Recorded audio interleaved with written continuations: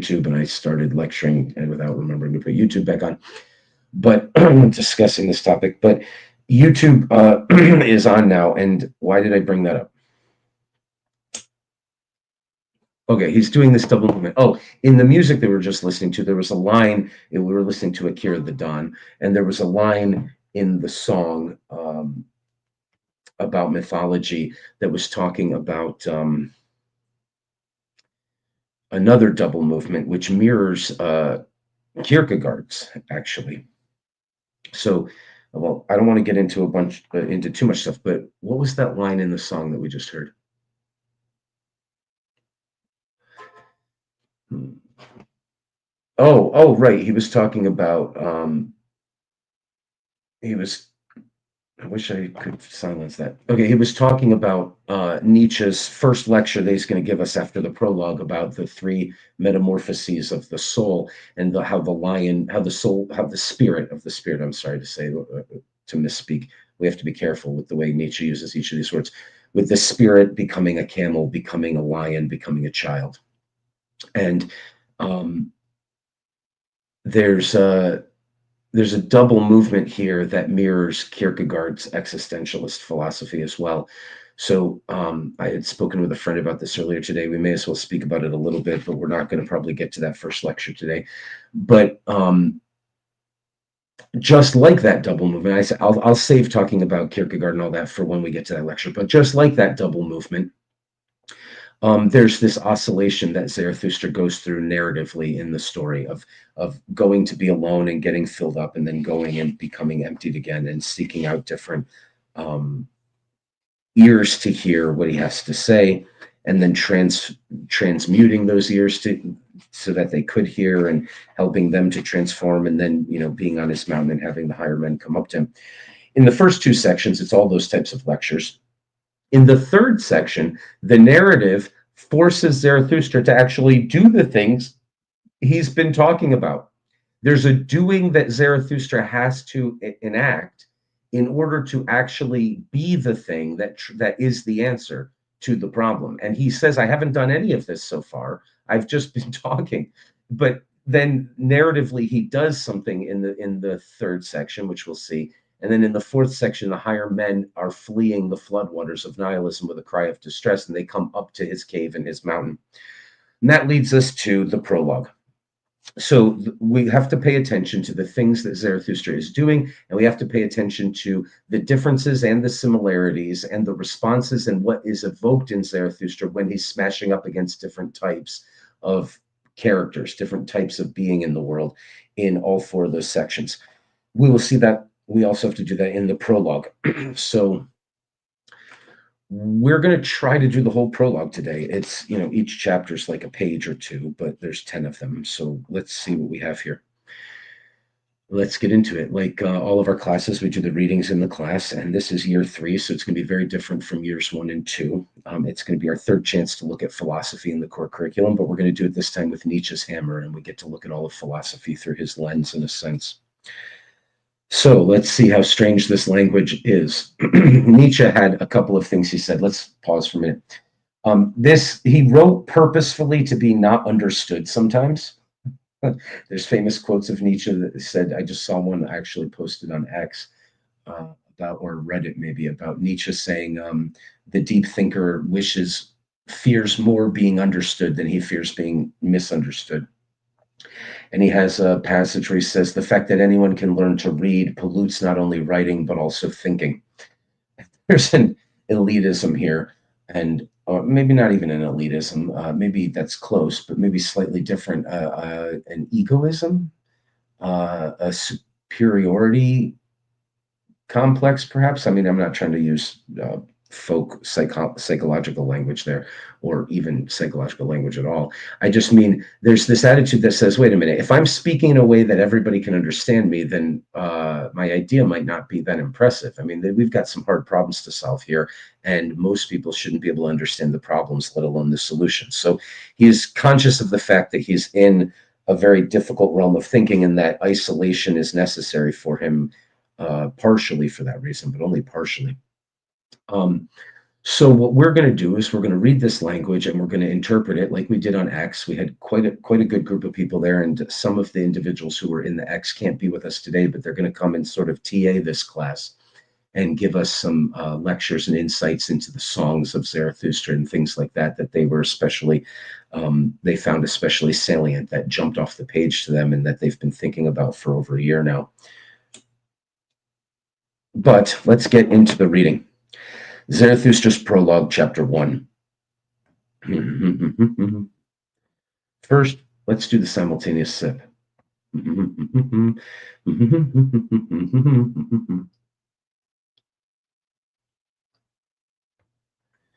Well, I have wine at the moment. Fantastic. I wish I had. That would be good. Everybody who's listening in, we're just about to get to the first word of the first chapter of the prologue, and we're going to start going line by line, decoding Zarathustra. It's going to be a wild, gosh darn ride, I promise you. To kick it off, get your cup, your mug, your glass, your tankard, your chalice, your thermos, or your stein, your canteen, jug, or flask, your vessel of any kind, and fill it with your favorite liquid. I like coffee, and in this case, sugar-free, unsweetened, pure leaf tea. And join me now for the dopamine hit of the day, the thing that makes literally everything better. It's called the simultaneous sip, and it happens right now. Go. All right.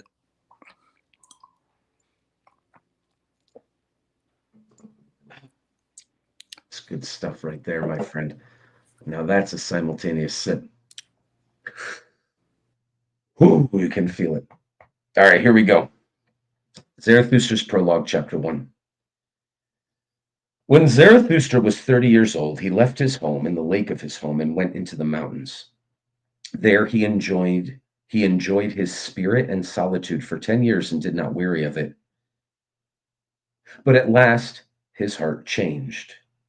And rising one morning with the dawn, he stood before the sun and spoke to it thus: "O you most exuberant star, what would your happiness be had you not us for whom you shine?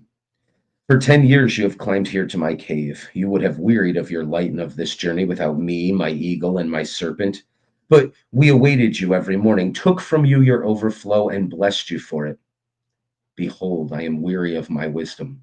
Like the bee that hath gathered too much honey, I need hands outstretched to take it. I want to give away and distribute until the wise have once more become happy in their folly and the poor happy in their riches. Therefore, I must descend into the depths as you do in the evening when you go behind the sea and bring light also to the underworld, you exuberant star." Let's pause. One of the misunderstandings of Nietzsche is that he was an atheist. Wait a minute. How can I make a claim like it's a misunderstanding of Nietzsche to say that he's an atheist? He famously said God is dead. Every religious person, except a few that you ever hear talk about Nietzsche, think of him as a horrible person for saying something like that.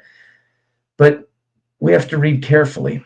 In this backbone course, like in every year, we have complementary courses that go with it. And one of the ones we're doing are basically in a series of the children of Nietzsche, where we look at, the twins or children of Nietzsche, where we look at Kierkegaard and Jung and Bonjour and Plantinga and Jordan Peterson.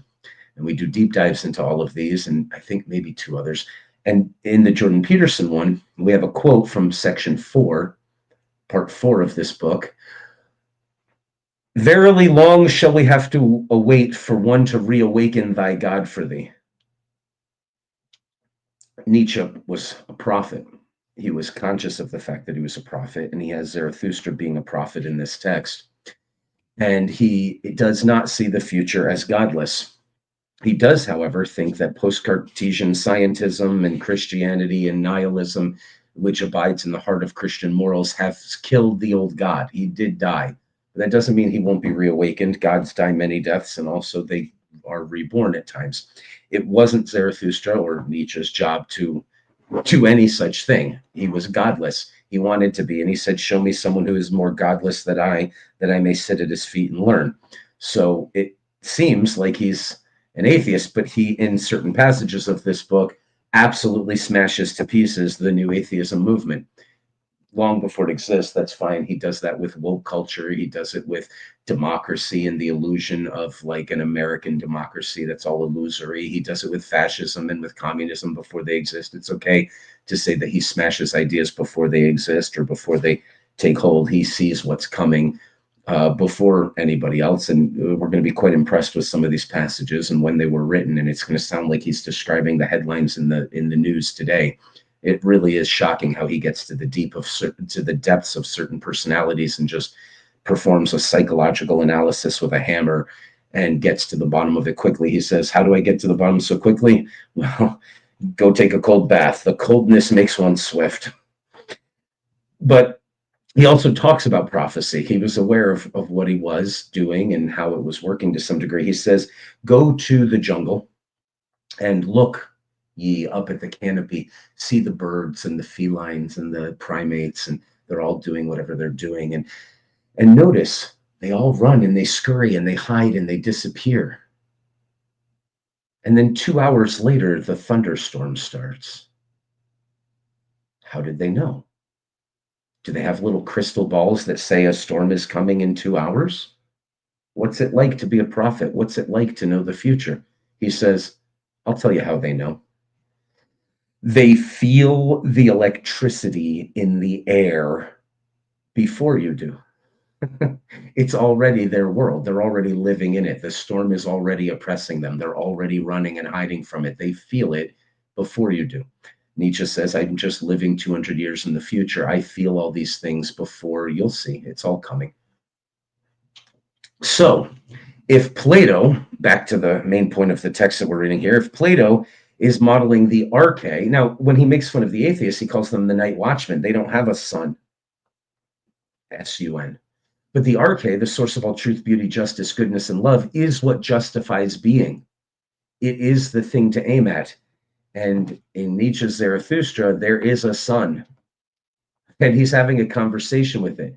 But it's not way up there only. It is way up there, but it's not way up there only. And I have to escape from my cave and be oriented towards it. But it actually is below and above. And it's basically Nietzsche is going to give us the same story and the same and different descriptions of the same reality from the yin side and the yang side. He's going to actually like describe the world as it looks from Hades and as it looks from the Apollonian mountain. He's going to be able to switch perspectives here and still be describing the whole thing. So it's almost as if he zooms out as much as possible, but then makes a circumnavigation of the entirety of being.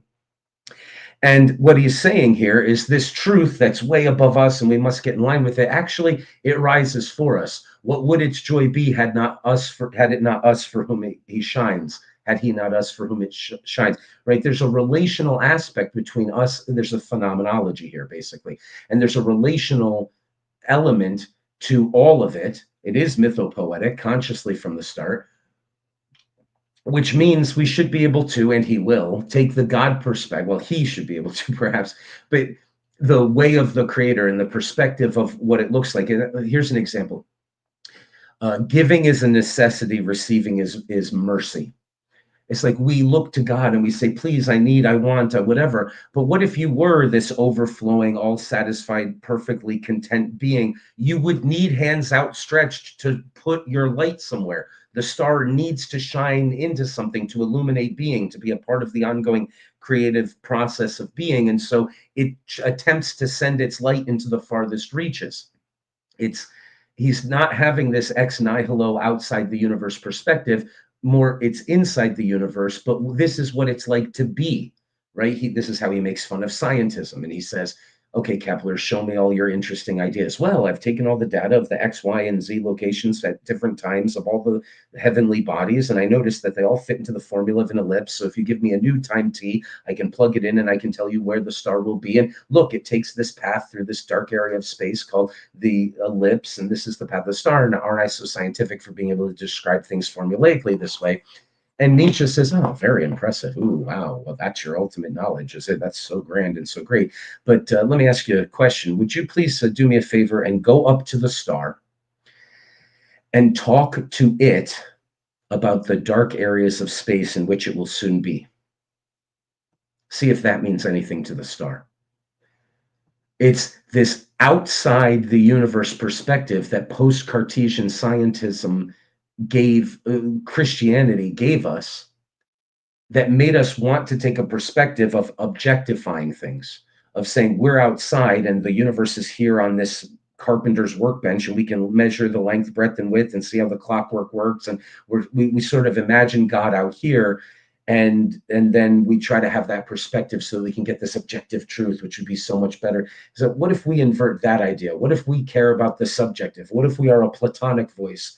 What if we at least bring back into the philosophical conversation the subjective language instinct, or the Fictilian psychological camp instinct of saying my relationship to ideas, and what I can describe the chair as length, breadth, and width in a certain location and describe it objectively, but I can describe what it means to me and the impression it makes on me, and the chair inside my head, and what chairness as a tool or a useful entity is. And I could describe the whole universe in that language, or I could describe it in the objective length, breadth, width. There is no consciousness that I can measure because I can't consider anything subjective, and blah, blah, blah.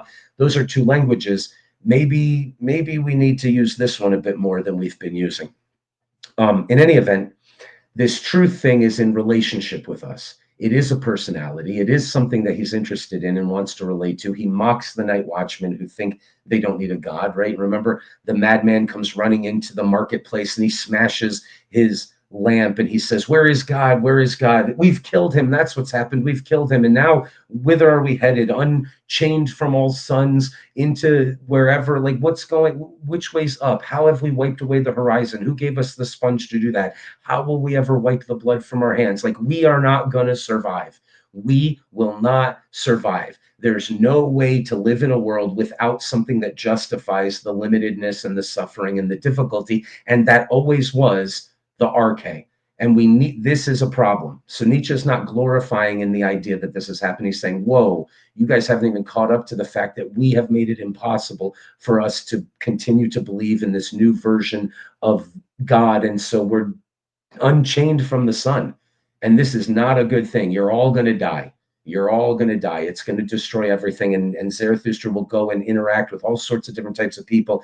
And we can talk about this for a moment. What happens in these chapters is we smash the character of Zarathustra up against a different character. It could be a different philosopher. It could be a preacher of something. It could be modern wokeism.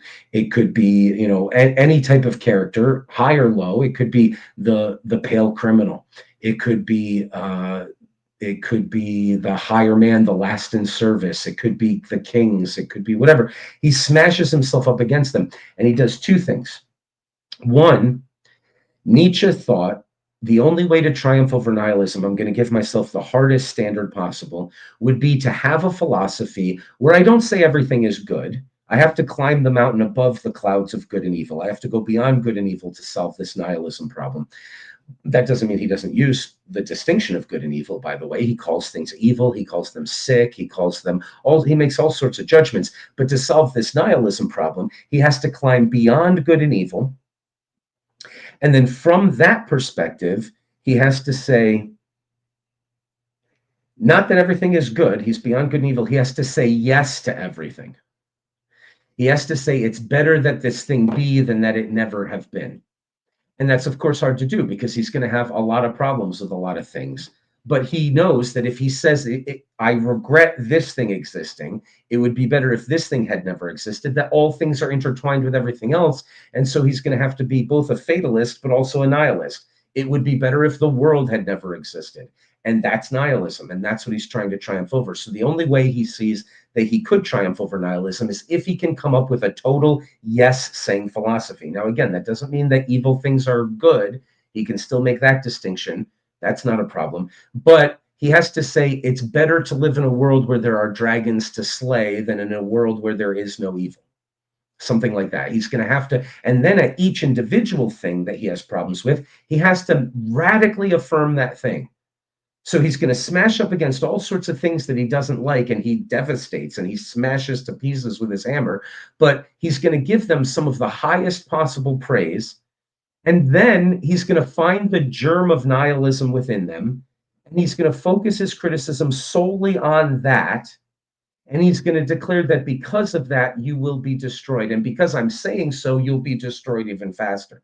This is a very dangerous book to read. I'm not joking.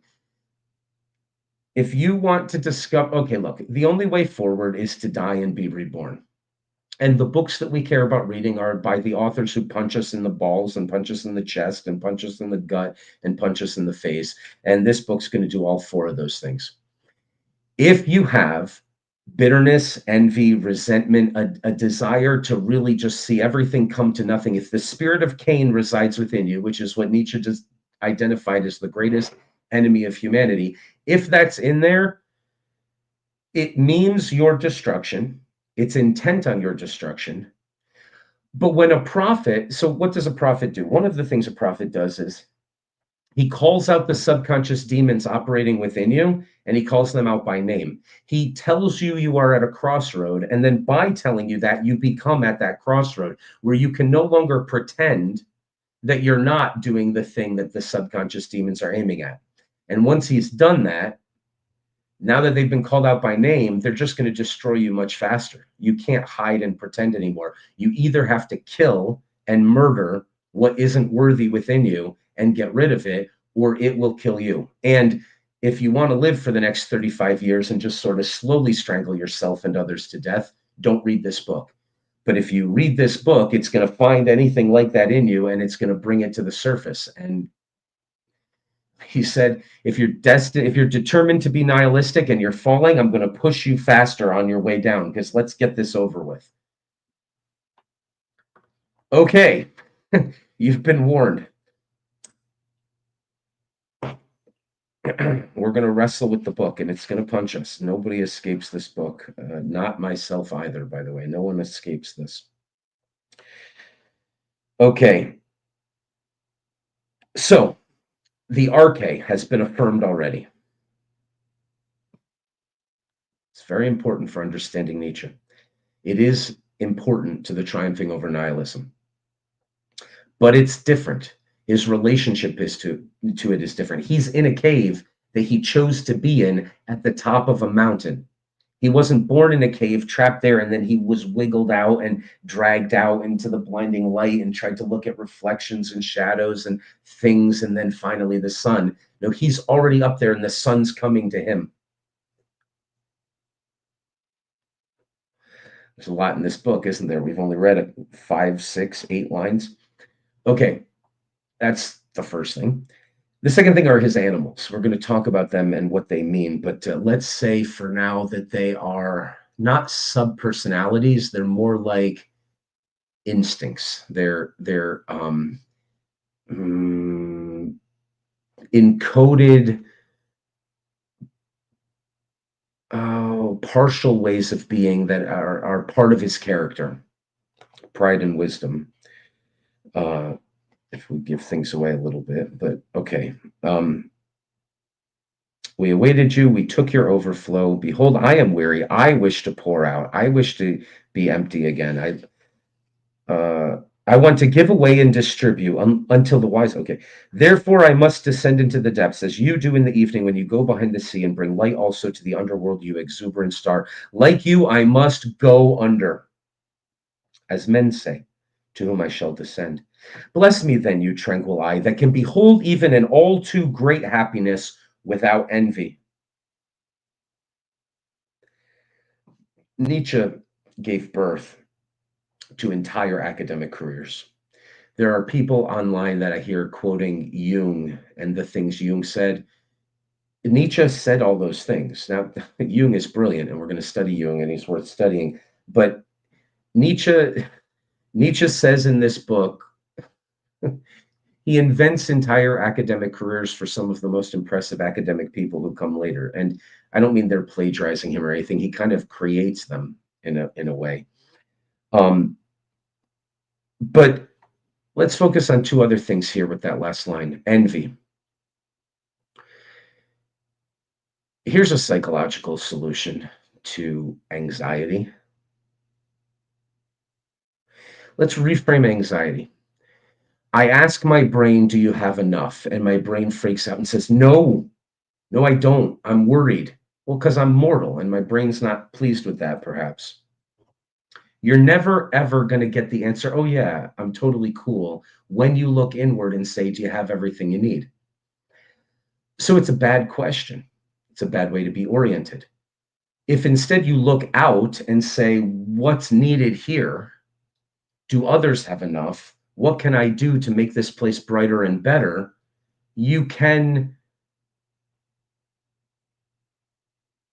You've put yourself in a position much more likely to achieve some kind of satisfaction, I think. That's the first thing. The attitude of the sun is sending out what it has, and there's a need to go away and commune with your spirit and be filled up if you're the Zarathustra type of character, but then there's also a need to go and become empty again and to pour out what you have and to have it have its effect, to make yourself felt in the world, to be a part of being, right? For the phenomenologists, things are, he's inventing things like this, in a sense, things are real to the degree that they are making themselves felt in the world. In fact, one of the most misunderstood ideas of Nietzsche, which all of his ideas are annoyingly misunderstood, but one of them is the will to power. In this text, he discusses the will to power as the greatest virtue, metaphorically, in the allegory here.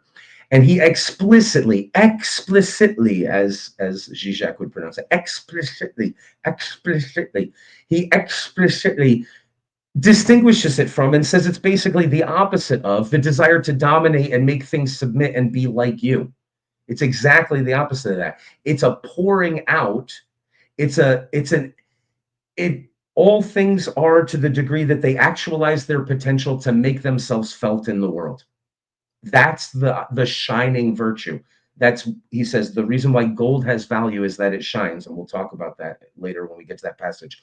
But it speaks to us of the highest virtue, the thing that says, let me put something into the world. Like God said, let there be light, but the star gets to do it and make the world brighter.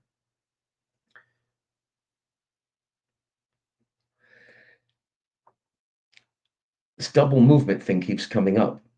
Lose your life for the sake of the highest principle, and you gain it. For Kierkegaard, there's a double movement as well, and it really is mirrored here in a lot of different ways. So let's talk about it briefly. You're born a baby crying and needing things and asking for stuff. I know men who are in their 80s who never get past a 3 or a 13-year-old mentality, and it's horrifying. They often end up in jail, and they should. Often. But they're present moment hedonists. They can't see past that. Then Kierkegaard says, you can have a transformation of the spirit. You can have a revolution. You can move from that into the night of nobility. So you're here and you moved up over here. And the knight of nobility is looking for something greater than himself to be a part of, to dedicate his life to sacrifice everything for. He's nobly trying to die for love or truth or capitalism or socialism or whatever the heck it is. He wants to give up everything and die for something greater than himself. It's a selflessness. So you go from selfishness and wanting more and needing more and being desperate and envious and wishing other and thinking in a zero-sum game kind of a way and being upset when other people get something and more attention and more resources for me, to negating yourself and saying, no, I want to be a slave or a servant or a sacrificial lamb, and I want to live and die for something greater than myself because I'm just mortal in this. But then he says, okay, fine, great. Good job. You move from here to here. But there's a second movement. And it's not only up higher, but it's also back in the first direction. So you've moved up and you move up again, but you're back over the top of the selfishness again. He says, look at Abraham. Abraham is willing to sacrifice everything for the highest principle, the arche, the thing that really matters, the source of all truth being justice, goodness, and love, God. He's willing to give up everything for it, to keep his side of a covenant where God promises him manservants and maidservants and cattle and camels and flocks and a legacy and generations. Like he's doing it to get a lot of stuff.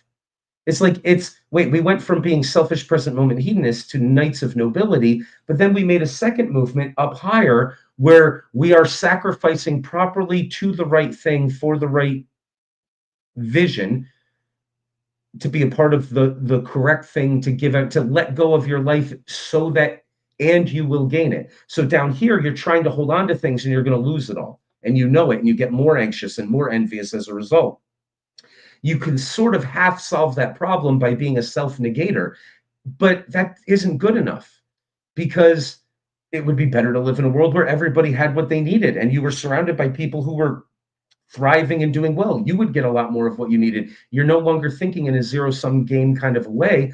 And instead, you're trying to shine your light out and benefit everyone around you so that they can be doing better. And it'll be better for everyone, including yourself.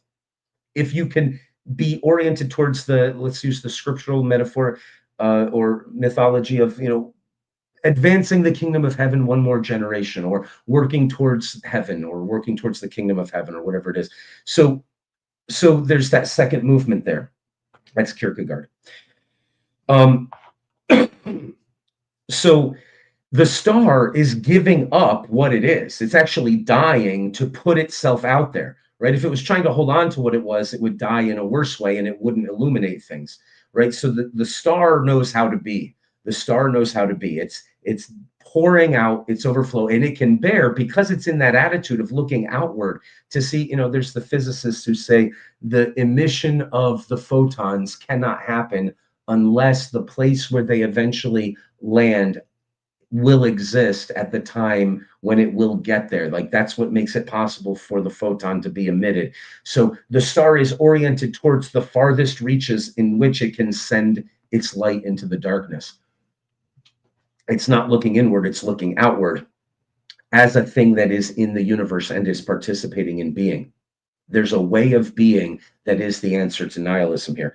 We're going way too fast and covering way too much, but all of this will definitely explicitly be talked about. Well, I shouldn't say explicitly. Allegorically and metaphorically, it will be discussed as we go. So let's keep reading here. Like you, I must go under, as men say, to whom I shall descend. Bless me then, you tranquil eye, that can behold even in all too great happiness without envy. So the third thing to talk about with this is, it seems as though one of the greatest evils in the world, from Nietzsche's perspective, is the spirit of Cain.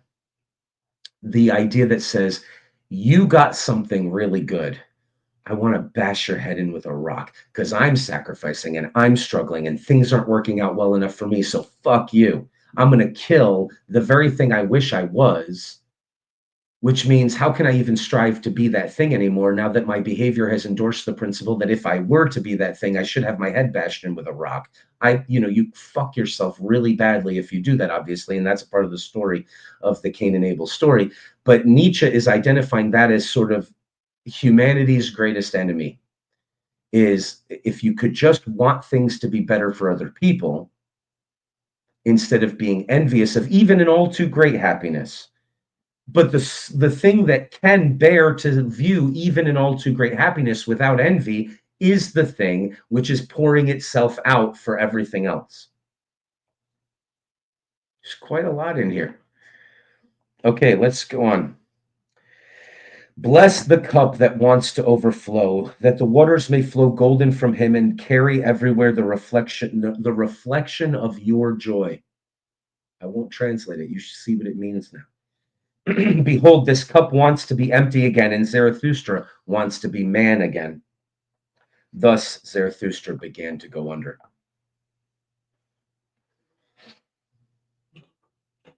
Going under is going to be a theme here. You're going under one way or another. There's a way to embrace the crucifixion. Now, there's a lot. Look, I've read shelves of academic books on Nietzsche.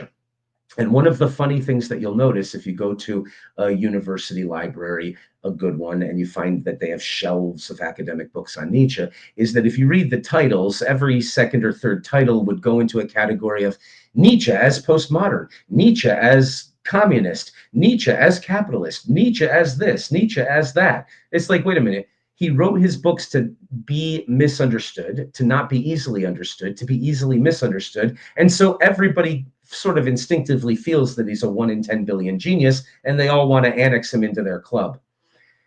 I'm not going to endorse one of those views, but the one view that has the most interesting case to make, and I'm not endorsing it. I'm not saying this is the right way to read or interpret Nietzsche. I'm not going to say that. I'm not going to go that far. But of all those books, and most of that in postmodern and all this is bullshit. Nietzsche as communist, bullshit. He's explicitly against all political projects. He's explicitly against, seeking your salvation in the state in any way, capitalist, communist, anything. So a lot of those are just utter BS. But the one that is surprisingly the most interesting, it has the most interesting case to make for it. I'm not endorsing it. I'm explicitly not endorsing it. I'm not saying I think we'll read it that way. I'm not going to read this book through this lens that I'm about to give you. I'm not going to say you should understand it. But the one that is most interesting is this one. Nietzsche said there was only ever one Christian, and he died on the cross. And you might think of this book as Nietzsche's attempt to be the second Christian, this to live up to the principle of embracing your cross fully, of choosing to die for the sake of being and giving up your life to gain. Now, he may have meant to do that and he may have failed. He may have meant to do that and he may have succeeded, or he may not have meant to do that, right? So I'm not really trying to endorse this view, but it is the one that has the most interesting case to make as far as I'm concerned so far. So we'll leave that be there. Chapter 2 of the prologue. Zarathustra went down the mountain alone and met no one. But when he entered the forest, there suddenly stood before him an old man who had left his holy hut to look for roots. And the old man spoke thus to Zarathustra. All right, we get our first character to smash into. Let's see what happens. There's an old man who left his hut to search for roots, and he's living in the forest at the base of the mountain, where up on the top of which is Zarathustra's cave. And Zarathustra comes down and sees no one the entire way, but in the forest that's closest to his mountain, that's closest to his cave, he finds one person, and that person has left his holy hut to look for roots. And the old man spoke thus, who has suddenly appeared before him, spoke thus to Zarathustra. This wanderer is no stranger to me. He passed by here many years ago. He is called Zarathustra, but he has changed. Then you carried your ashes into the mountains. Would you now carry your fire into the valleys? Do you not fear the punishment for arsonists? Yes, I recognize Zarathustra. His eye is pure, and no loathing lurks about his mouth. Does he not walk like a dancer? Zarathustra is changed. Zarathustra has become a child. Zarathustra is an awakened one. What do you want now in the land of the sleepers? Okay, let's pause. Characters are going to smash up against Zarathustra throughout this book, especially after we get through the prologue. We're going to pay attention to a few things. There are similarities and points of commonality between characters, and there are differences where the sparks fly. Okay, and we're going to pay attention to both of those because both of those illuminate both of the characters. Often a character will repeat to Zarathustra things that Zarathustra has said, or will manifest some sort of attitude or way of being in the world that Zarathustra has endorsed or manifested himself in other parts of the book. And then there will also be differences. So far we have description and praise. What do you want now in the land of the sleepers? You lived in your solitude as in the sea, and it has borne you up. Alas, would you now climb ashore? Oh, wait, there was something here I skipped. Oh, of course. Do you not fear the punishment for arsonists? What's the punishment for arsonists? It's to be chained to a rocky cliff and have your liver, was it, eaten out by vultures and then regenerate and then eaten out every single day. There's like a crucifixion. What happens if you steal the fire of the gods and you bring it to mankind? There's a price to pay for that. This individual is wise enough to know quite a lot of things, and yet we'll see some differences between them as well. And he hasn't made it past his forest, right? Zarathustra was in the forest. He went up the mountain. It bore him aloft to a high place. He lived as in a sea, right? You're not on solid ground. You've gone away from where everything is defined, and you've like tried to figure things out in a chaotic ocean, and yet you've made it to a high place, says this old one to Zarathustra.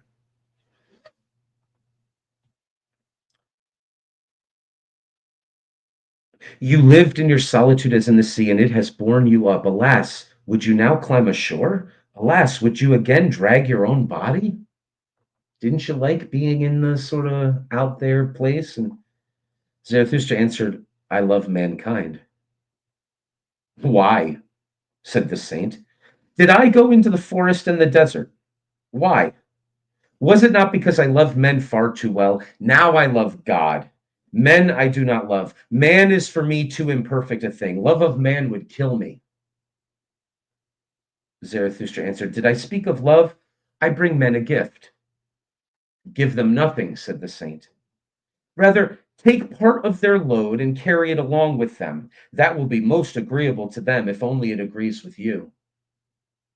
Oh, man, that's good.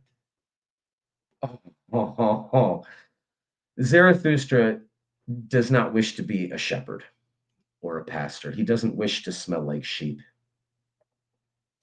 He can praise and admire and criticize and blast to pieces with his hammer different shepherds, but that's not Zarathustra. But look at this shepherd. He's not being a shepherd in the story, but look at this individual who says, don't give men anything. Rather, take part of their load and carry it along with them. That will be most agreeable to them if only it agrees with you. There's a passage in Zarathustra where Nietzsche said, or Zarathustra, Nietzsche has Zarathustra say, maybe it's in a different work of Nietzsche. He says something like, yes, life is hard. I hear what you're saying. But you're stronger than you're pretending to be. We are all fine male and female asses, all of us. We can carry quite a load. You're pretending it's heavier than it is for some reason, even though it's pretty rough. Catastrophe and malevolence and destruction and unfairness and all this stuff. It's pretty hard.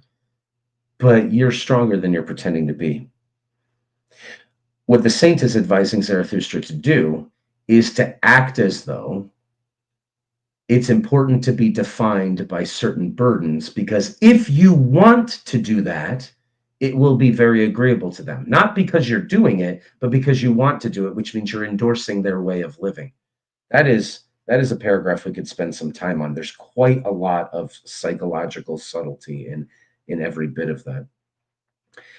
Let's read it one more time. Give them nothing, said the saint. So Zarathustra said, did I speak of love? I bring men a gift. I'm trying to do something here. I'm trying to give something. I'm trying to make things different. I'm trying to be felt and infuse into being something better and good, and a prize for, not a prize, a gift that will help you to be triumphant. And he says, don't do that. They don't want anything. Don't give them anything. Rather, be like them. Pretend, like, carry a bit of their load and go along with them and be like that. If you want to do that, it will make them feel justified in why they're wanting to do it. Take rather part of their load and carry it along with them. That will be most agreeable to them, if only it agrees with you. And if you want to give to them, give them no more than alms, and let them beg for that. No, replied Zarathustra, I give no alms. I am not poor enough for that.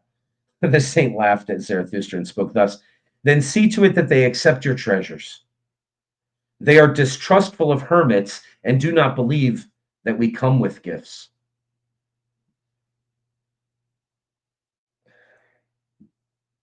Our footsteps ring too lonely in their streets. And just as at night, when they are in bed and they hear a man abroad long before sunrise, so they ask themselves concerning us, I wonder where the thief is going.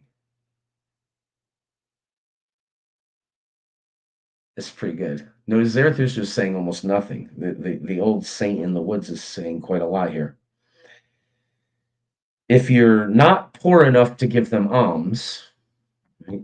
Peter and John were praying, and there was a lame man begging for alms, and you're just, if you don't want to give them charity and keep them poor and sick and desperate and begging you for more help so you can feel like the benefactor and the good one and participate in that whole game, if you're not poor enough to do that, then see to it that they accept your treasures. That's going to be, he's saying, it's going to be hard for you to give them something truly good because they don't want it. They are distrustful of us, right? They want themselves like sheep to be controlled, and they want you to be controlled, not because they want power to control, but because they're terrified little sheep. And they want to make sure that everybody is controlled, because if you're out there thinking for yourself and being a true free thinker, if you're out there, who knows what you might do? And that's scary because we can't predict it. So we better manipulate and control and make sure that everybody's going along this way. And we'll make fun of you if you step on our hooves, because we know how to herd properly and be really comfortable in a herd. And that's what they want. And so they don't want your treasures. They're not going to trust you. You went your own way, and they're going to think, wonder what you're up to. Are you here to steal from me? So you can't receive a treasure from me if you think I'm a thief. The attitude is different, and it's wrong. And so the saint knows all this, or at least he thinks all this. This is true from his perspective, at least characterologically. We're going to find out that it is quite true. One of the really beautiful things about this book is how often Zarathustra is talked to by someone who says a lot of things that are quite accurate. So the saint says that if you're not going to give them alms, if you're not going to participate in that game that they love, is it keeps them weak and pathetic and poor and sad, or it lets them feel like, look at how much I've benefited my neighbors. I'm such a great benefactor. I've bothered them so much that they said a compliment towards me about how nice I am for doing so much. And then I could believe that compliment, and I don't have to worry about myself and my soul and what's really true, and if I really am great or greatly good or just bothering people to feel good or something like that. He says, if you're not poor enough to give them alms, see to it they accept your treasures. I'm telling you, it ain't going to be easy. They don't want it. They don't want to be saved. They want the comfort and security of their petty little thing, and they're distrustful of anyone who goes their own way. Do not go to men, but stay in the forest. Go rather even to the animals. Why not be like me, a bear among bears, a bird among birds? And what is the saint doing in the forest? Said Zarathustra. What are you up to? I mean, like, okay, you've made me an offer to live here. What are you doing that justifies your existence, that makes you content? The saint answered, I make songs and sing them. And in making hymns, I laugh and weep and hum. Thus I praise God. With singing, weeping, laughing, and humming, I praise the God who is my God. But what do you bring us as a gift? When Zarathustra had heard these words, he bowed to the saint and said, what could I have to give you? Let me rather hurry away, lest I take something from you. And thus they parted from one another, the old one and the man, laughing, just like two schoolboys laugh.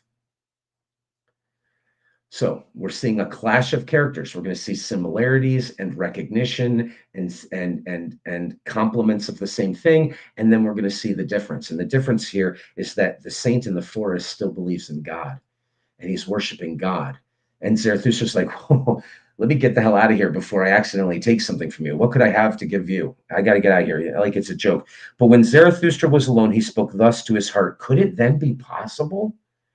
This old saint in the forest has not yet heard of it, that God is dead?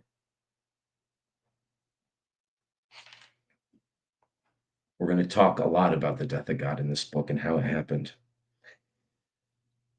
Chapter 3. When Zarathustra arrived at the nearest town at the edge of the forest, he found many people assembled in the marketplace, for it had been announced that a tightrope walker would give a performance. And Zarathustra spoke thus to the people. I teach you that which is higher than man. Man is something that shall be overcome. What have you done to overcome him? So this is his first attempt to speak to humanity. It's not going to go well. Spoiler. All beings so far have created something that what the saint warned him is going to turn out to be quite correct. All things so far have created something beyond themselves, and you want to be the ebb of that great tide and would rather go back to the beast than overcome man? What is the ape to man? A laughing stock or a painful embarrassment. And just the same shall be that which is higher than man, the Ubermensch, a laughing stock or a painful embarrassment. That's what man will be to what we create that's so much higher than what we've been so far. You have made your way from worm to man, and much within you is still worm. Once you were apes, and even yet man is more of an ape than any ape. Even the wisest among you is only a conflict and hybrid of plant and ghost. But do I bid you to become ghosts or plants? Behold, I teach you that which is higher than man. The Übermensch is the meaning of the earth. Let your will say the Übermensch shall be the meaning of the earth. He's asking them to endorse this idea and to get on board with the vision, right? So one of the most important passages we're going to read is on the way of the creator. What does it take to transform you from someone who what does it take to transform you into someone who can speak things into being and then look at what is and say yes to it, say it is good, it is exceedingly good. It takes an awful lot, but this is what he thinks we need to become. Now you could look at the genesis of garden and say, well, God has created plants and he's created animals and he's separated the oceans from the land and blah blah blah. He's done all of this. But then he breathes something into man, something divine, the divine spark, right? These mythologies are trying to get at something. And so he breathes, but what is God in the story up to that point? He's the creator. He's the one that can look at things and make the valuation judgment. It's possible that Nietzsche interpreted that myth as that's what we have within us that is most divine and most valuable and the source of the maybe the highest virtue we could call it. I beseech you, my brothers, remain true to the earth and do not believe those who speak to you of otherworldly hopes. They are poison mixers, whether they know it or not. They are despisers of life, themselves the decaying and poisoned, of whom the earth is weary, so away with them. Okay, so this is a dramatic story, and Zarathustra has been warned that people are not going to want what he has to give. And later in the next sections, he's going to subtly deal with one little thing at a time. But at first, he's just overflowing with a lot of things to say.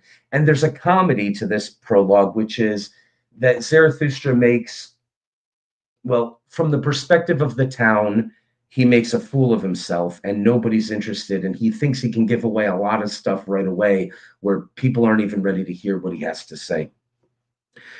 And one of those is he's saying, look, be true to the earth. We're going to go forward and I'm going to tell you what we're going to do. We're going to create something greater than what we've been so far. We're going to redeem being. We're going to make the necessary sacrifices to be manifestations of at least true relationship, but more like reflection of the source of all truth being justice, goodness, and love, the thing which ever has justified being. We're going to triumph over nihilism and actually push this thing forward again. Here we are, ready to do it on a centuries-long scale again. That happens maybe in every person, maybe in every generation, these struggles, but on a centuries-long scale, we've had like 500 years of arcing towards this destruction, and we're going to come out on the top in another couple hundred years. And this is what we're here to do. And what I'm telling you is be true to the earth. Be true to the earth. Now, I'm not sure that means that Nietzsche is endorsing materialism. I think that would be a mistake. We'll suspend judgment on what exactly that means right now.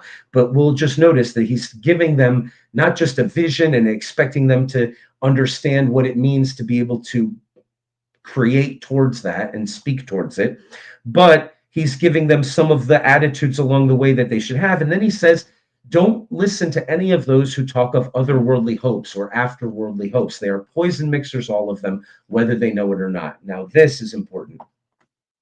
We said before that Nietzsche is going to find what is most affirmable, what is most profoundly true and good in everything that he criticizes. And he's going to praise it quite highly. And then he's going to find whatever is nihilistic in whatever he wants to criticize. And he's going to smash it to bits and help that nihilism to destroy that very personality, that very way of being, even faster than it otherwise would have. And what he says here, which we'll talk about all these things in greater depth and in a more subtle and slower way later, but the drama requires that he say too much right now. What he says here is that the afterworldly are not talking about heaven because they love a heaven after you die. He says, I figured them out. They're talking about heaven because they hate this world. They want to see it burned up. They despise being as we are in the mean between potentiality and the great I am. As we're moving along with this suffering, they're bitter and they hate and they want to bring about nuclear war and destruction. They're poison mixers, whether they know it or not. It's not a positive. It sounds like they're talking about something positive, and you should care about heaven and the hereafter and all that. But I have divined them correctly, and really, nihilism abides in their hearts, and they hate everything, and they want to bring it. That's no attitude. That's no attitude for what I think we should be doing in the future here. This could be the most offensive thing to Christian theology, or it could be a failed attempt to embrace it, or it could be a successful one, perhaps. We're not going to keep on that question forever, but it's interesting. I mean, in the Christian theology, God does destroy the world in fire. So I don't know. I don't know. But what he wants to do is be on the side of the creator who says yes to being and says yes to everything and says it's better that it be, even though it entails suffering. And there's a way to embrace all of that and accept it and move forward and make it even better and make it more heavenly and push it towards that. All right. Once the sin against God was the greatest sin, but God died, and those sinners died with him. To sin against the earth is now the most dreadful sin, and to redeem and to esteem the entrails of the unknowable higher than the meaning of the earth. I would say, rather than interpret this as an endorsement of materialism, because he's going to be, I think, explicitly against objective materialisms, like objective forms of conceptualizing the world as a whole, including materialism. Later, I think what we need to do is see this as an endorsement of the body, as an endorsement of being, of patterns of being, of ways of being that are manifest in bodies. And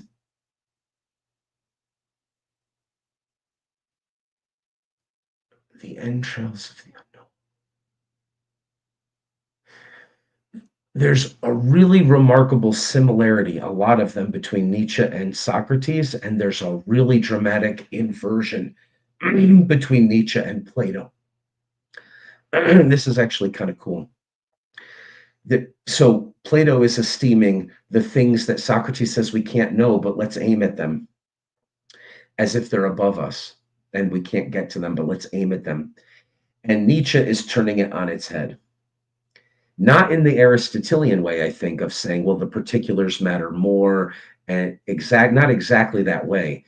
But it's weird because these consummate thinkers are sort of being crucified on the two extremes here. There's a way in which Plato failed to understand what Socrates was doing, and there's a way in which the Aristotelian way of thinking is failing to understand the full scope of what Socrates was doing.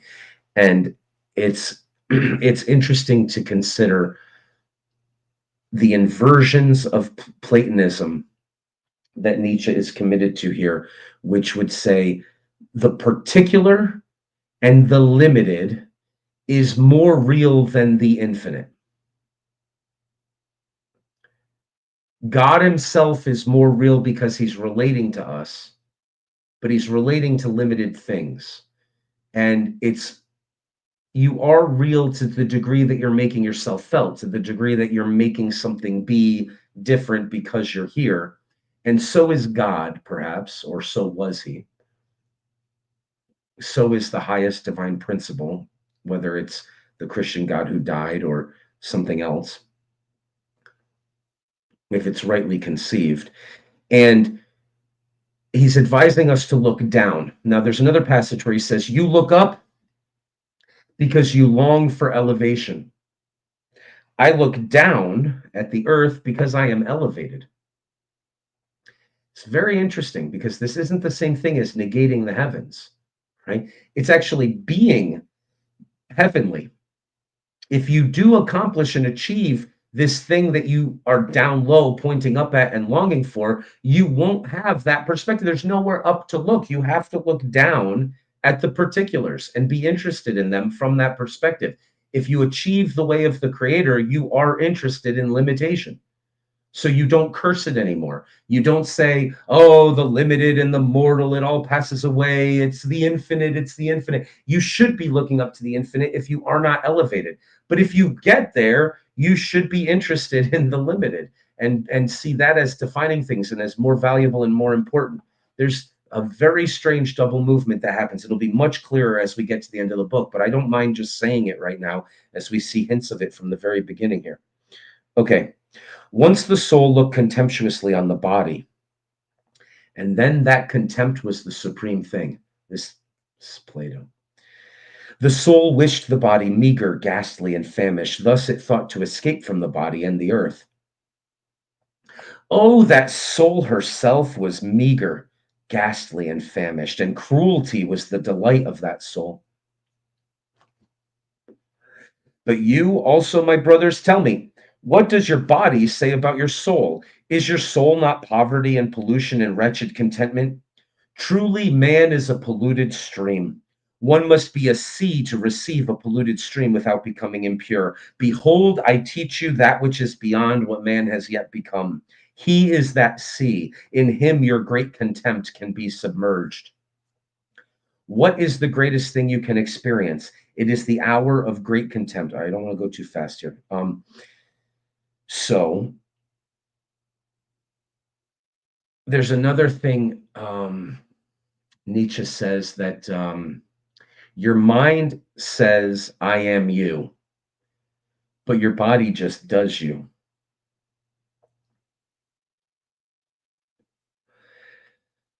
There's a great many philosophical trends that are invented, is not much of a stretch.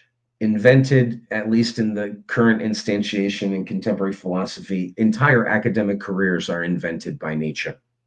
Phenomenalism, there's others who are a part of this, of course, but let's call Nietzsche one of the godfathers of phenomenology in its contemporary form, of existentialism in its contemporary form, and of and the distinction between mind and body. Let's talk about that for a moment. What if you thought of your mind as extended throughout your body, not just your brain, but your mind? What if you thought of your body as doing you and your mind as observing you more than doing you? Or maybe partially doing you and partially observing you. He's trying to totally invert, you see, that Platonic attitude, which is Pauline as well, right? Paul talks about the flesh and it's limited and mortal and bad and gross and icky, but oh, the spirit is this. And Plato is looking up in the painting and pointing to the skies while Aristotle is looking out, and he's saying, the ideal and the actual, the particulars that are trying to actualize, they're aiming at this ideal that we can have access to. And we're not mocking that, by the way, like I'm not anyway. We're going to see a distinction between Nietzsche's approach. We're not endorsing him over Socrates or Socrates over him. We're just sort of noticing that there's an inverted attitude here of that attitude. And he's saying, what a cursing soul we had. It was cursing what we were. It was cursing our embodied memories. I'll be careful with our terms because people have.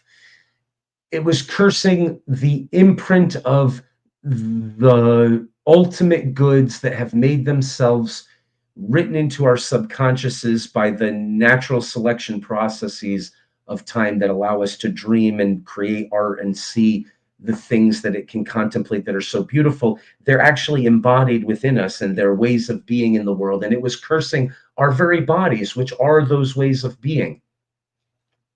He said, I want to turn that upside down. That's a mistake. Not the whole thing, not the valuing of the arche, right? He actually has a sun, but he's also inverting. The sun is coming up to him. It's not way up there always, and he's trying to aim at it. So there's inversion at the same time as there's important inversion at the exact same time as there's an important agreement and common endorsement.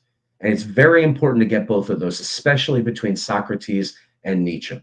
It's very important to see both of those things clearly, because otherwise you get an amputated version of Nietzsche. And like all of the great thinkers in philosophy, there are whole schools of thought which fail to fully comprehend what that thinker was doing in one of two different ways. Okay, so it's like Nietzsche as inventor of Marxism, Nietzsche as materialist, Nietzsche as postmodernist, Nietzsche as this, Nietzsche as that. These are all of the academic books on the shelves of a philosophy library at a university. It's like, okay, well, they can't all be right. The way to discern what's really true here is to pay careful attention both to the inversions and the differences and to the similarities and the common endorsements of Nietzsche and some of the greatest thinkers in the past. We have to see both of them. And this entire book is written characterologically as a narrative where we see exactly both those things as we smash Zarathustra up against other characters. Okay. Behold, I teach you the Ubermensch, he is that sea, in him your great contempt can be submerged. What is the greatest thing that you can experience? It is the hour of great contempt, the hour in which even your happiness becomes loathsome to you, and so also your reason and virtue. The hour when you say, what good is my happiness? It is poverty and pollution and wretched contentment. But my happiness should justify existence itself. The hour when you say, what good is my reason? Does it long for knowledge as the lion for its food? It is poverty and pollution and wretched contentment. The hour when you say, what good is my virtue? As yet it has not made me passionate. How weary I am of my good and my evil. It is all poverty and pollution and wretched contentment. To be wretched and content at the same time. Wow. The hour when you say, what good is my justice? I do not see that I am flame and fuel, and just, however, are flame and fuel. The hour when you say, what good is my pity? Is not pity the cross on which he is nailed who loves man? But my pity is not a crucifixion. Ooh. So those who have ears to hear, let them get chills. Have you ever spoken thus? Have you ever cried thus? Ah, would that I had heard you crying thus. It is not your sin, it is your stinginess that cries to heaven. Your very thrift in sin cries to heaven. Where is the lightning to lick you with its tongue? Where is the frenzy with which you should be inoculated? Behold, I teach you that which is beyond what you've become. I teach you the Ubermensch. He is that lightning. He is that frenzy. Way too much all at once, narratively, we'll see. But wow. When Zarathustra had thus spoken, one of the people called out, now we have heard of the tightrope walker. It is time now for us to see him. And all the people laughed at Zarathustra.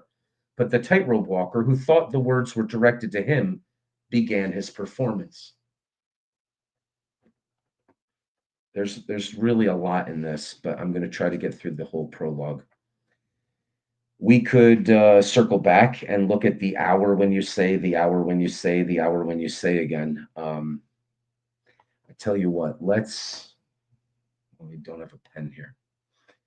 Let's make a note here. If I put it as a comment, it will be there for us to see later. Circle back to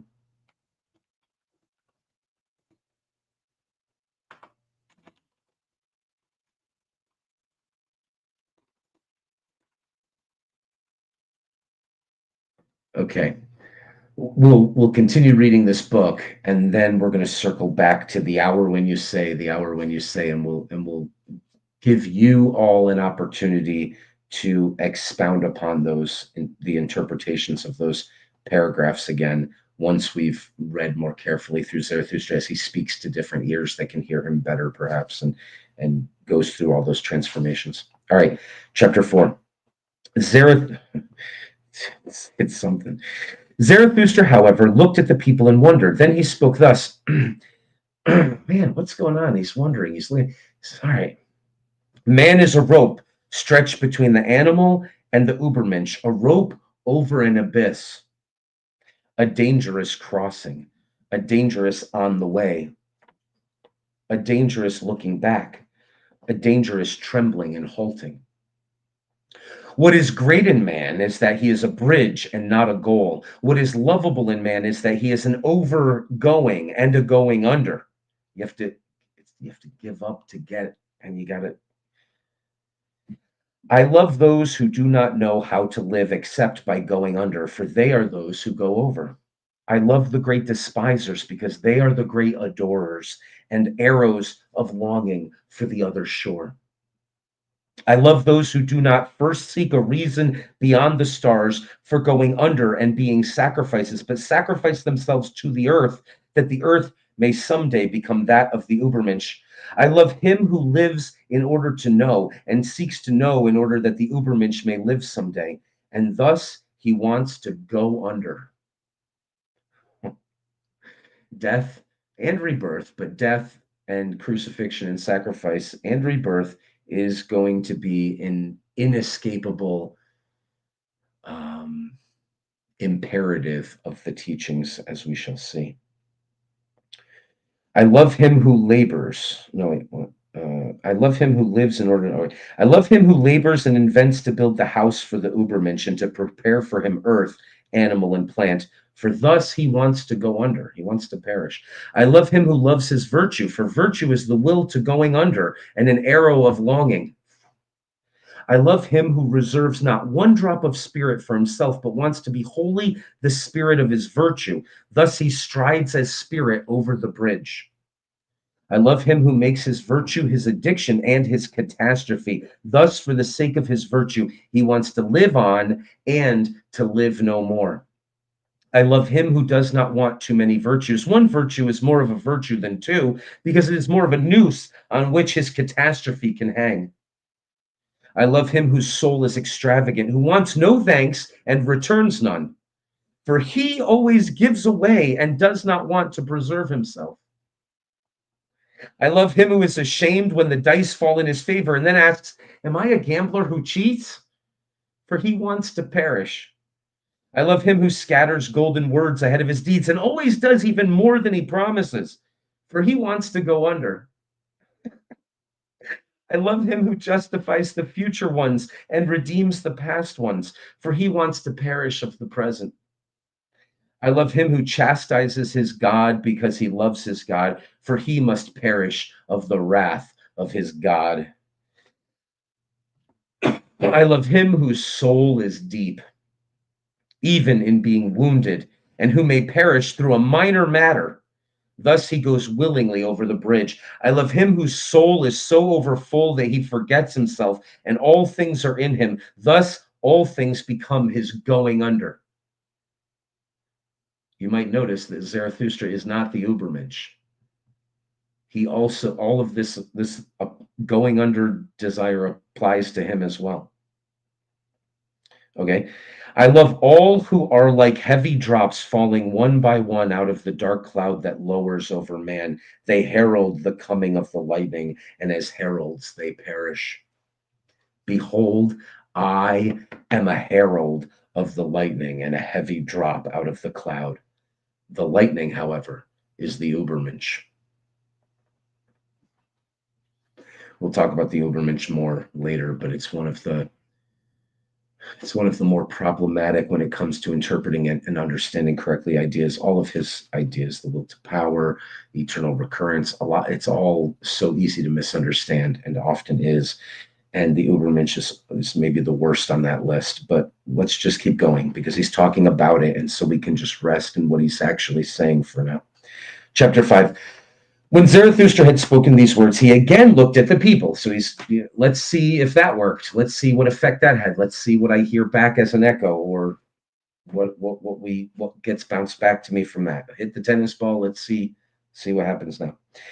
Not that he's just using his words he's not that he would pick his words for an effect, but he's like, okay, I'm going to say that. Oh, they didn't hear that. Well, I'm going to approach it this way and see what's true of them. Do they bounce things back? Do I hear an echo? Nietzsche once said the definition of disappointment: screaming into an abyss, shouting into an abyss, hoping to hear an echo, and instead hearing only praise.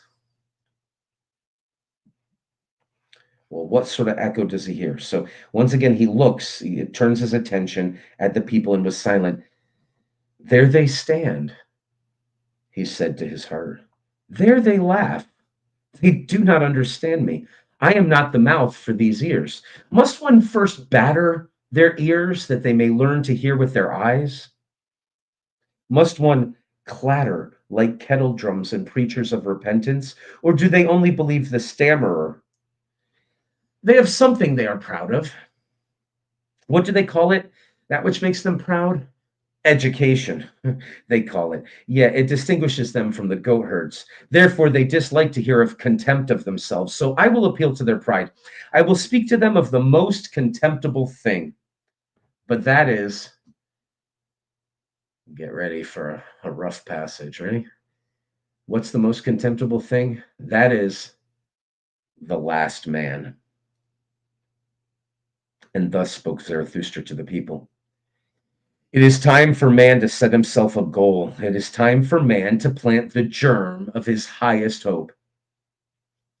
His soil is still rich enough for it, but that soil will one day be poor and domesticated, and no tall tree will any longer be able to grow in it. Alas, there comes the time when man will no longer shoot the arrow of his longing beyond man, and the string of his bow will have forgotten how to whir.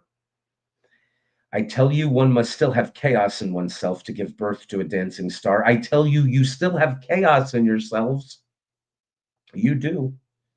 Alas, there comes the time when man will no longer give birth to a star. Alas, there comes the time of the most despicable man who can no longer despise himself. What a bad place to be. To be despicable and so lost that you can't even despise yourself, which is what you ought to do in the state you're in. Behold, I show you the last man. What is love? What is creation? What is longing? What is a star?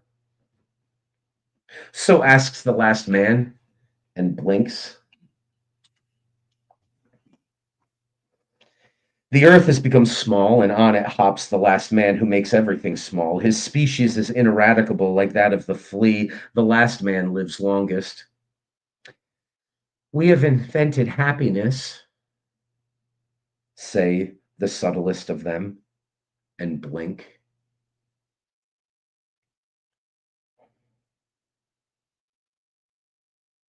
Oh, I'm sorry. We have invented happiness, say the last men, and blink. They have left the regions where it is hard to live, for one needs warmth. One still loves one's neighbor and rubs against him, for one needs warmth. Becoming sick and being suspicious are sinful to them. One proceeds carefully. He is a fool who still stumbles over stones or human beings. A little poison now and then, that makes for pleasant dreams, and much poison at last for a pleasant death. One still works, for work is a pastime, but one is careful lest the pastime should hurt one. One no longer becomes poor or rich. Both are too burdensome. Who still wants to rule? Who still wants to obey? Both are too burdensome. No shepherd and one herd. Everyone wants the same. Everyone is the same.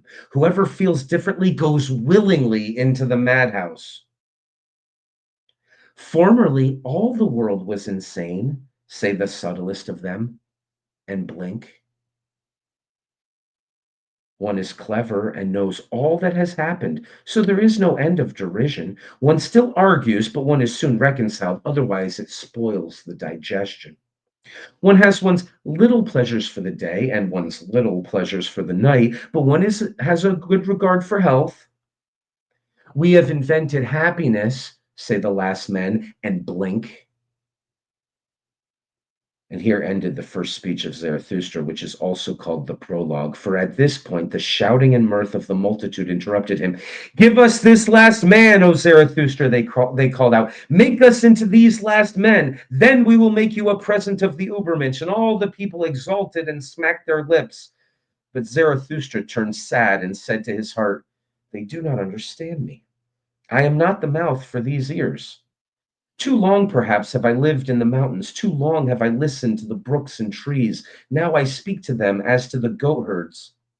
My soul is calm and bright as the mountains in the morning. But they think I am cold, and I jeer, and I make terrible jests. And now they look at me and laugh. And while they laugh, they hate me too. There's ice in their laughter.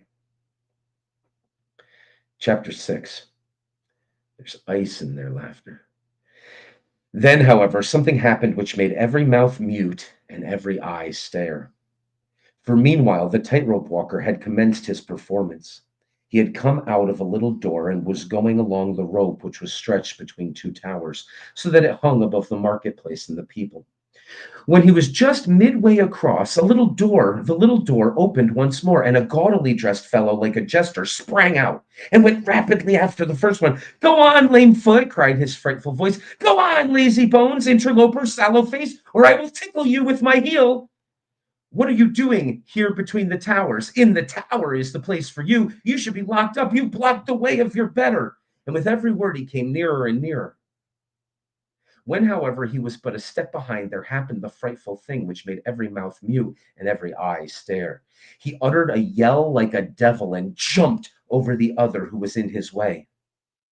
But the latter, when he thus saw his rival triumph, lost both his head and his footing on the rope. He threw his pole away and shot downwards faster than it, like an eddy of arms and legs into the depth. The marketplace and the people were like the sea when a storm comes on. They all flew apart and over one another, especially where the body was about to fall. But Zarathustra did not move, and the body fell just beside him, badly broken and disfigured, but not yet dead.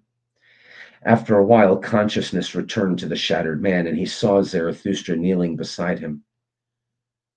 "What are you doing there?" he said at last. "I knew long ago that the devil would trip me up. Now he will drag me down to hell. Will you prevent him?" "On my honor, my friend," answered Zarathustra, "there's nothing of all that you speak of. There is no devil and no hell. Your soul will be dead even sooner than your body. Fear nothing further." The man looked up distrustfully. "If you speak the truth," he said, "I lose nothing when I lose my life. I am not much more than an animal that has been taught to dance by blows and a few scraps." "Not at all," said Zarathustra. "You have made danger your calling. There's nothing contemptible in that. Now you perish by your calling. For that I will bury you with my own hands." When Zarathustra had said this, the dying one did not reply further, but he moved his hand as if he sought Zarathustra's hand in gratitude. We see the going under and the perishing and the internal, maybe subconscious desire to do so. This isn't an endorsement of suicide, by the way. This is metaphorical, but it does play itself out in lifetimes and how one lives. But also, we see Zarathustra telling the representation of humanity before him, which made danger his calling and wanted to be a going over and a going under and perished. We see him saying, "There is no devil, and there is no hell."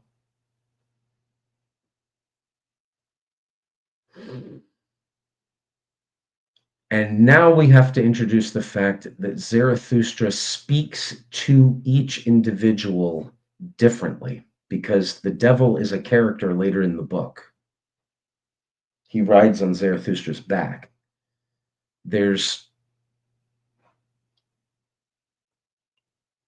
a truth, right?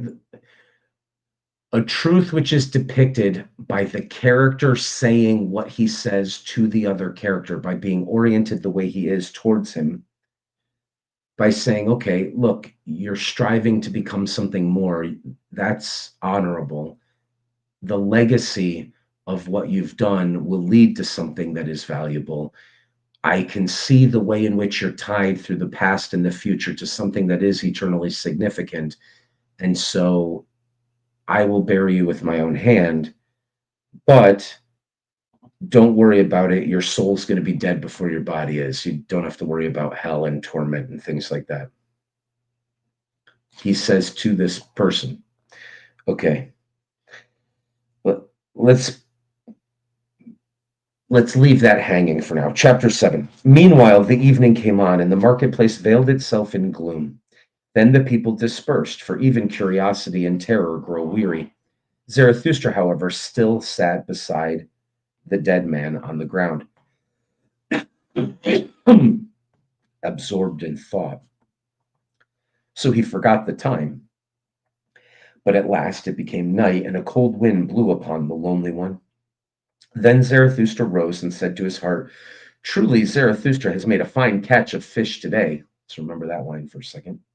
"It is not a man he has caught, but a corpse." There's a very important fishing metaphor and passage in part 4 of the book. And it's important to remember that he starts out going under to man to give them a gift, to give them treasures, because he's too poor to give them alms. And he's warned that it's not going to be so easy to do. And he's going to start learning again and again how hard it is and changing his audience from time to time. And now he's just saying, wow, what a fine catch of fish I made today. It's not a man I caught, but a corpse. Human life is uncanny, and as yet without meaning, a jester may be fatal to it.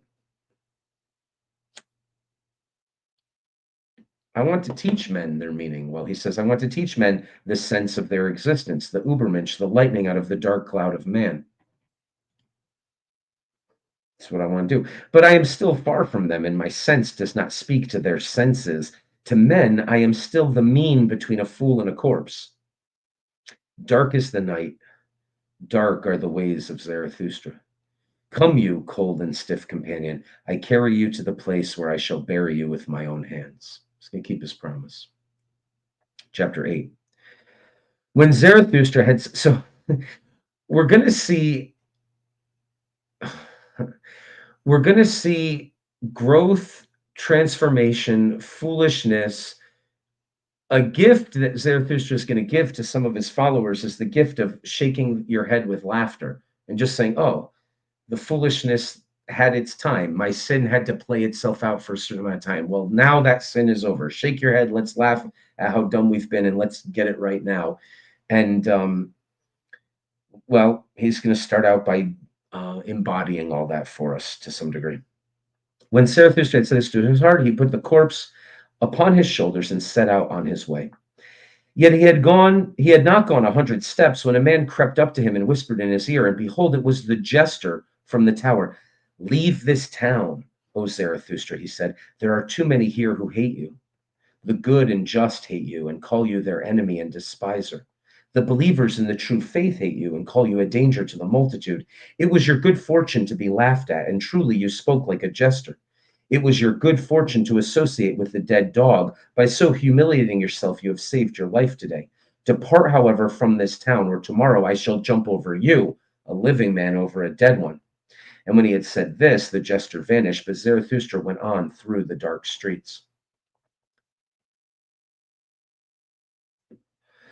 At the gate of the town, the grave diggers met him. They shone their torch on his face. And recognizing Zarathustra, they mocked him. "Zarathustra is carrying away the dead dog." A fine thing that Zarathustra has turned a gravedigger. Our hands are too clean for that roast. Will Zarathustra steal the bite from the devil? When will we wish? Well, then, we wish you a hearty meal. If only the devil is not a better thief than Zarathustra, he will steal them both. He will eat them both. And they laughed and put their heads together. Zarathustra did not say a word and went on his way. When he had walked for 2 hours past forests and swamps, he had heard too much of the greedy howling of the wolves, and he himself became hungry. So he halted at a lonely house where a light was burning. "Hunger attacks me," said Zarathustra. "Like a robber among forests and swamps, my hunger attacks me, and late in the night. My hunger is certainly capricious. Often it comes to me only after a meal, and all day it has failed to come. Where has it been?" And at that, Zarathustra knocked on the door of the house. An old man appeared. He carried a light and asked, "Who comes to me in my bad sleep?" "A living man and a dead one," said Zarathustra. "Give me something to eat and drink. I forgot about it during the day. Whoever feeds the hungry refreshes his own soul. Thus speaks wisdom." The old man withdrew, but came back immediately and offered Zarathustra bread and wine. "A bad country for the hungry," he said. "This is why I live here. Animal and man come to me, the hermit, But bid your companion eat and drink also. He is wearier than you. Zarathustra answered, my companion is dead. I shall hardly be able to persuade him to eat. That does not concern me, said the old man sullenly. Whoever knocks at my door must take what I offer him. Eat and be off. What sort of bread and wine does the church say even the dead have to have? That's pretty obvious, right? After that, Zarathustra walked another 2 hours, trusting the road and the light of the stars, for he was used to walking at night and liked to look into the face of all that slept. When the morning dawned, however, Zarathustra found himself in a thick forest. Look in the face of all that slept. Huh. And no path was any longer visible. The Jungian dream world embodied emergence of forms, speaking of personifications. All right. When the morning dawned, however, Zarathustra found himself in a thick forest and was no longer, and no path was any longer visible. So he put the dead man into a hollow tree, for he wanted to protect him from the wolves, and laid himself down on the ground in moss. And immediately he fell asleep, his body fatigued and his soul troubled. So he goes to sleep when the morning dawns. So far, and this won't be the case all the time, but so far, Zarathustra's eating and sleeping habits are not on a circadian rhythm. It's almost like he's Neo flying through the matrix, like he's not in the habits properly of being right now, which is a weird signal. We're just going to notice it as a signal and we're going to leave it there.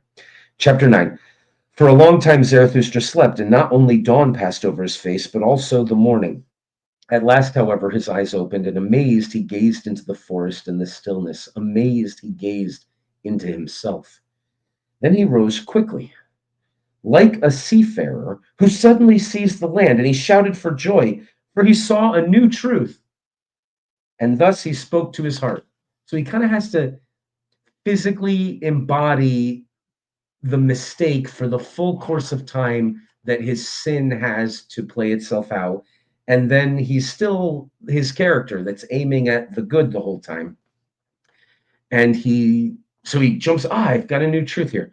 An insight has come to me. I need companions, living ones, not dead companions and corpses, which I carry with me where I please, but I need living companions who will follow me because they want to follow themselves wherever I please. An insight has come to me, not to the people is Zarathustra to speak, but to friends, but to companions. Zarathustra shall not be the shepherd and dog of a herd, to lure many from the herd.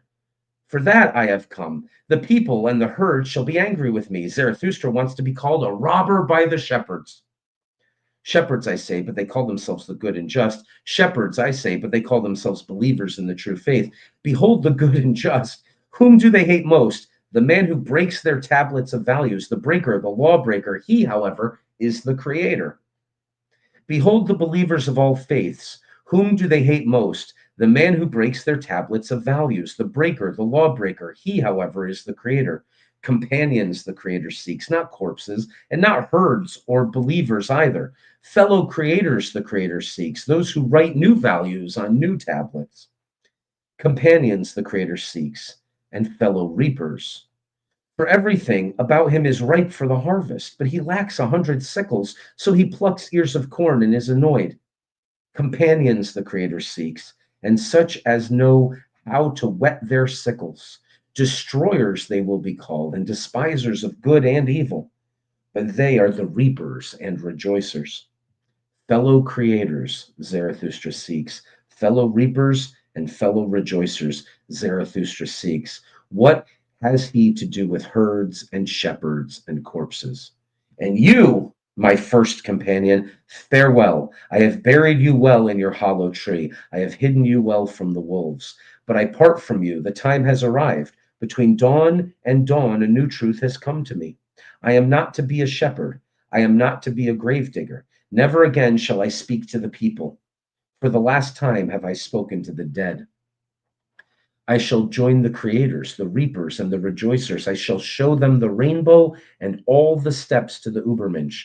To the hermits I will sing my song, to the lonesome and the twosome, and to him who still has ears for the unheard. I will make his heart heavy with my happy. I will make his heart heavy with my happiness. There's a fishing metaphor still, especially in the fourth part. I'm going to give you some golden honey, but there's a hook in it. To my goal will I go, on my own way. Over those who hesitate and loiter, I shall leap. Thus, let my going be their going under. There's a few things we could say before we move on, though. This doesn't mean that his next move is not a mistake or that it won't at least illustrate a different sort of insufficiency. But he's triumphed over his first mistake here. And there's going to be 4 or 5 going aways and coming backs and changing his mind about who to talk to and all of that sort of thing, and even inventing new people to talk to. But so that journey isn't over. But in the prologue, we get to see the pattern established. He goes away at 30 for 10 years, meant to come back, tries to pour out, makes a mistake about who to speak to, learns a lesson, adjusts. That's part of the narrative. It's not the whole thing, but it's definitely a major part of the narrative. It doesn't just give structure to it, it's a major part of discussing what it's like for the thing that is sufficiently having of what's needed for being to be infused and with what it needs to continue and thrive, as it tries to communicate necessarily with that which is not yet healthy because it requires that thing. So the difficulty of giving what needs to be given and needs to be received to that which does not yet have it, right? I mean, it's like when God says, let there be light, is he a liar? I mean, what does it mean to say something before light exists and to give it a name? It's like there's something that looks evil to that which already is of the act of creating, but that doesn't mean it is evil, right? So we're going to see that more clearly with a few passages. One is the very first one we're going to look at, which is the first lecture here of the 3 transformations, the metamorphoses of the spirit, but also on the way of the creator and the song. What was the song? It was the grave song. Which song was it? It wasn't the grave song. He has 3 songs in here. Oh, shoot, I should remember this. I should just know it, but it's too old to not have memory problems.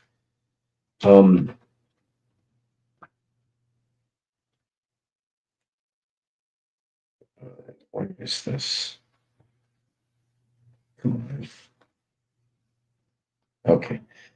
It is the night song, the dance song, and the grave song.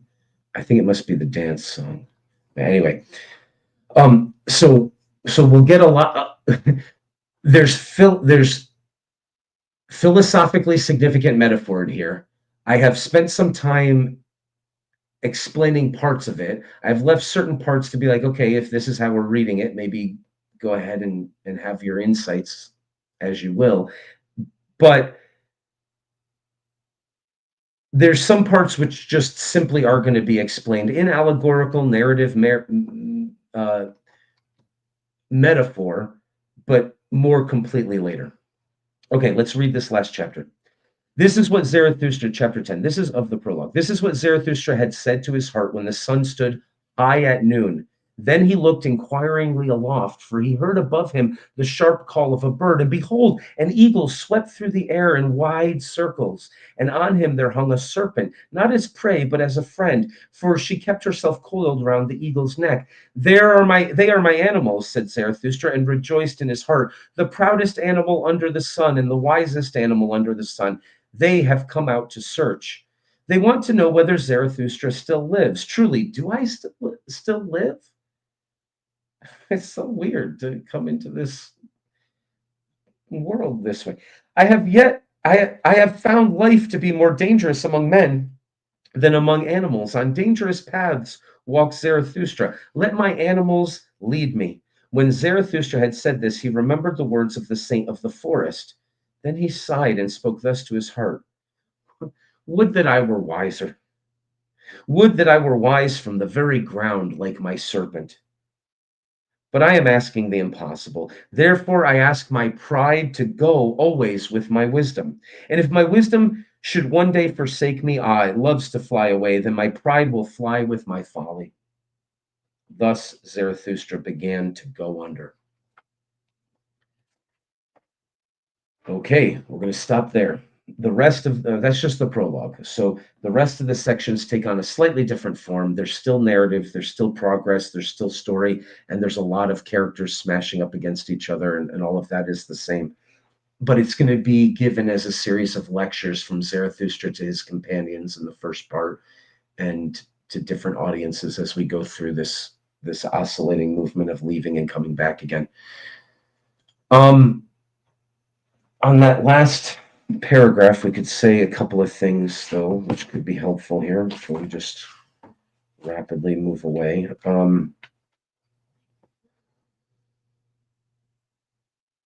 No, I think actually, rather, we're going to just leave it there. Okay, we've had lots to think about, lots to talk about, lots to meditate on. If there might be things that I said which you might disagree with, I hope that you come into the live streams and feel free to just interrupt and disagree, and we'll have good conversations. And you might be right? This isn't me lecturing. This is the way to interpret everything. We can have conversations about all this, and that would be fun. And that's sort of the way we do the year 3 material, and even a lot of the year 2 symposium material in the complementary courses. So that'll be good. And this is it. This is the new recorded version. We've done this class a couple of times on other formats, but this is the recorded version of Decoding Nietzsche's Zarathustra. At least the first time we're going to go through it. And it makes up the backbone course of the year 3 of the core material of the university, all of which we'll talk about in other videos more. So thank you to those who watched, and feel free to find me on X and message me, and I'll send you links to join. We usually are going to do this earlier because all of our classes are on Monday and Friday at 5 and 8 p.m. Eastern Standard Time, Monday through Friday at 5 and 8 p.m. Eastern Standard Time. And we've scheduled the Decoding Zarathustra class to start at 8 p.m. Eastern Standard Time on Friday. But today our schedules got all messed up and switched around, so that didn't happen. But we will be meeting again on Friday next week to start with on the 3 metamorphoses of the spirit, which is Zarathustra's first lecture in part 1 of the book. And we're doing 9 other classes throughout the week. So we've got philosophy of religion, philosophy of mind, philosophy of we're doing metaphysics, epistemology, and ethics. All 5 of those are year 1 material, where we just cherry pick little essays from around the battlefields of different topics in philosophy. It goes along with the year 1 backbone course, which we're also doing, I think, on Thursdays, where we're just going through cherry picking little essays on 8 major fields of philosophy as sort of an intro to some of those other classes. We did determinism and free will. We did the mind-body problem. We did the existence of God. We're doing right now, we're wrapping up the a priori. And then we've got 3 other sections in that backbone course. We've also just started year 2 backbone course, which is very different from year 1. We're not doing it that cherry picking way, but we're doing a course where we now get to start with embodied ideas, disembodied free-floating rationales that are encoded into the behaviors of animals, then cave paintings and dream language of proto-humans, and art and mythology and drama and sculpture and song and festival as a way of understanding ourselves in a mythopoetic language. And then in that, nestled within that, emerges out the philosophical propositional conversations. We start way back there and we go up to Thales and all the pre-Socratics. We do an ancient philosophy course. We spend a lot of time on Socrates and Plato and Aristotle each. We do a medieval philosophy course looking at about 20 different Neoplatonists and scholastic Aristotelians. And then we do a modern philosophy course. All of this is the year 2 backbone course itself, where we do Descartes and the rationalists and the empiricists and all that. And then we do Kant. So it's quite a lot of material, but we look at the entirety of philosophy in a narrative storytelling, ongoing kind of a way, where some poetry begins to emerge and some cycles begin to develop and repeat themselves. And we can then understand Nietzsche in the context of all of that. And Nietzsche said the point of being a philosopher is to become timeless, to not be a product of your time, and to gain prophetic abilities, perhaps, or manifest them. So we're going to try to have a meta-philosophical perspective that maybe has 1 foot in psychology and 1 foot in mythology, as we also look at the conversations, while also getting into the arguments and the ideas of this ongoing conversation. One of the best conversations our species has had and recorded the best contributors to. And that's the year 2 backbone course. And then complementing that course are the courses that we're doing right now. We're doing only a couple of them. So we're doing the dialoguing with Plato class. I think that's on Wednesdays, maybe, where we're just reading Plato's dialogues. It might be Thursday. And at 5 p.m., I think that one is. And are we doing any of the others? I don't think we are. So we're just doing the year 2 backbone course and one of the complementary courses, but we have a bunch of others on the schedule eventually. We will be able to do all of the others sooner if everybody goes to the Patreon and subscribes, because if we can get about 300 people to pay $20 a month for all this material, we have 3 other professors coming with literature classes, how to appreciate romance literature, how to appreciate science fiction literature. And we have Dr. Tartaglia coming back to give us a class on Gödel's incompleteness theorems and Quine, and a whole 3rd year alternative to this Nietzsche stuff if you want to take that instead. And hopefully one day we'll find someone to give postmodern alternative classes on all the postmodernists instead for the 3rd year. But we're also now doing Nietzsche's Zarathustra, Decoding Zarathustra, which is the 3rd year backbone course, the one that I offer. And the ones that complement that course, we're doing one of them. There's a whole bunch to do. We're going to look at Kierkegaard and Plantinga and Reed and James and Bonjour. And Jordan Peterson.